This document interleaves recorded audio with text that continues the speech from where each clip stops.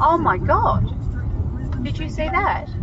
Victoria में रहने वाली ऑस्ट्रेलिया की एक महिला के कार डैश कैम द्वारा ये घटना रिकॉर्ड हुई है।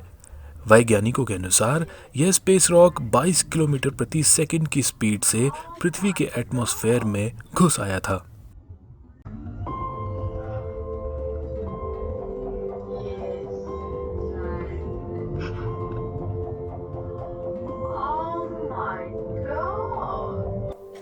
कैलिफोर्निया के आसमान में अचानक बादलों के ऊपर कुछ अजीब सी रोशनी काफी समय तक दिखाई दी, जिसका कि ये सबूत है।